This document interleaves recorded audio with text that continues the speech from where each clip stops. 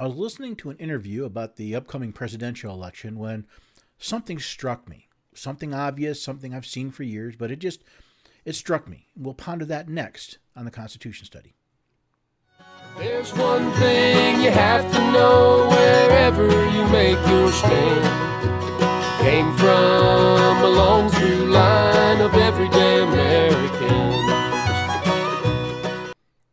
Hello there, everyday Americans. Paul Engel here with the Constitution Study, once again, where we read and we study the Constitution and teach the rising generation to be free. I hope you'll join me. Head over to the website, constitutionstudy.com, to find out everything I'm working on, everything I'm doing, ask questions, maybe even comment on this particular video.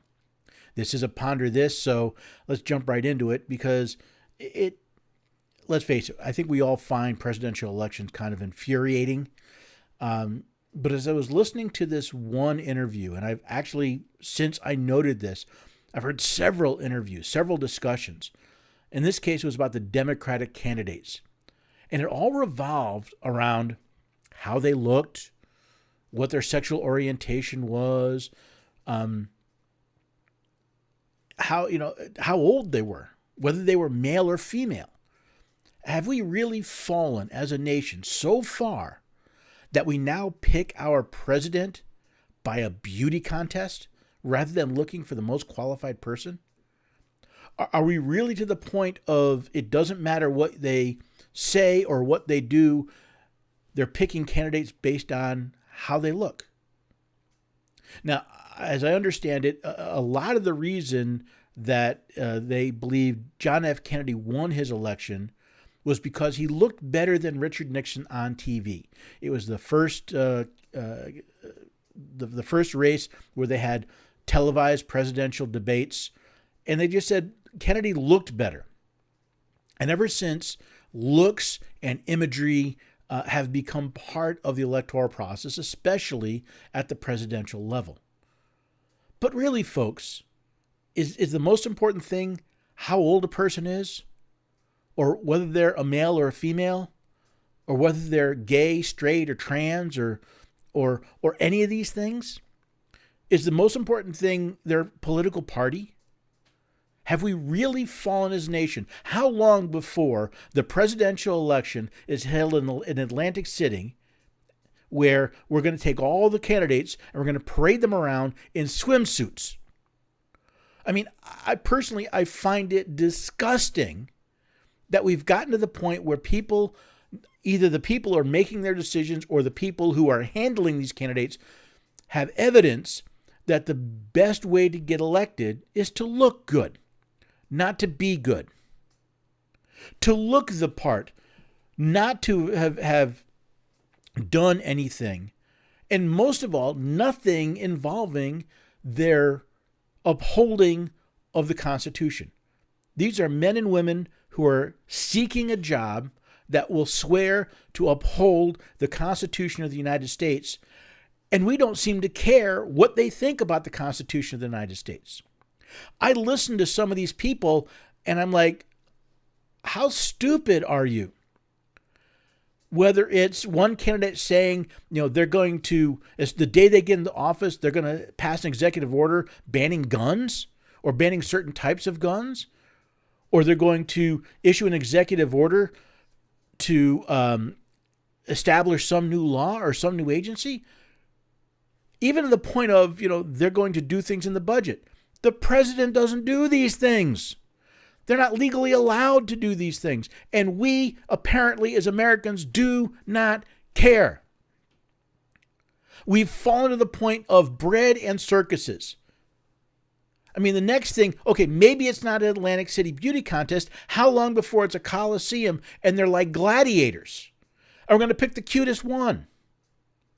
Or the one that fights the best? But we never seem to ask about the constitutionality of what they want to do, how they view the Constitution, what they're going to do in their role. Is the role constitutional? We never ask these questions. I don't blame the media, because the media is getting clicks and they're getting ratings and they're getting attention. Why? I'm sorry, but I'm to the point now where if a media pundit puts out a an interview or an article about how a candidate, about the ages of the candidate, I won't read it. I will not give them the clicks. I will not give them the viewership. I'm tired of it.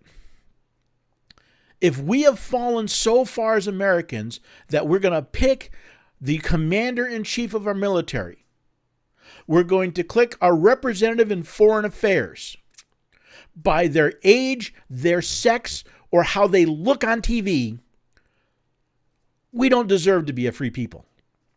We have abdicated our responsibility as free people to choose our representatives wisely. You wonder why Washington is such a mess? Because we keep hiring people based on how pretty they are or how many goodies they promise. I don't know what's going to happen in the 2020 election. I care because I'm going to live in that country and my daughter's going to live in that country. But really, folks, think about what that says about the American people. You can be bought with a pretty face. This is not the first time this happened. This has been happening for decades, but it's gotten so blatant now that of the discussion about the Democratic candidate, it's the question of, is it the old white guy? One of the old white guys, one of the young ladies, whether they're black or Hispanic, the gay guy, maybe they'll do it because it's the gay guy. Notice I don't use any names, and I'll bet you I don't have to. I'll bet you know just who I'm talking about based on their description. If we are so shallow as to pick our leaders, choose people to represent us based on how they look, this has become a beauty contest, and we have lost. As Grover Cleveland said, America, our government is a corrupt nation because we allow it to be. Really, I find it absolutely dumbfounding and infuriating at the same time. So do me a favor, folks. Stop choosing your leaders based on how they look. If you can't go to a leader's website or some document they give you that shows how they have upheld the Constitution of the United States, they are not qualified. Dismiss them. If none of the people on your ballot are qualified, find somebody who is and write them in. If we want this to be a free nation, we have to take responsibility for its leaders because we choose them. We hire them. And it's time we go out and do it. If not for yourself, for your children and your grandchildren, because they're going to live in the country these people set up for us. And when I listen to the Stalinist rhetoric coming out of some of these people, I'm worried about the nation we're leaving my daughter and the nation we're leaving your children. If you want to change it, stop watching the beauty contest and start picking people of character. Because if we want Washington and our state capitals to be places of character, we have to hire people with character, and we need to put that first. And I find this infuriating that this nation has fallen to such banal ridiculousness. We should be, all Americans should be ashamed whenever we see people comparing candidates based on how they look or what category we want to put them in, and we completely ignore how they have upheld the Constitution of the United States, which they swear they're going to uphold. Embarrassing. And I hope you're mad now. I hope I took your Thursday afternoon and if you listen to this when it first comes out and just went, ruined it. Because we are throwing this nation down the toilet with our ridiculous bread and circuses. And I'm not going to pretend it doesn't happen just because I might offend somebody. Sorry. If you don't like this, fine. But if we're going to pick our people for such shallow reasons, why are we surprised when Washington is a shallow place full of shallow people and a quagmire and a swamp that just sucks them in? They have no character. And now that I've got you all riled up, go out and change it, because you can do it and I can do it. And it won't happen until we start doing that. So now that you're all riled up, go out and change the world. Because we can do it if we do it together based on principles and character and not a beauty contest. And I hope I'll see you again the next time on the Constitution Study.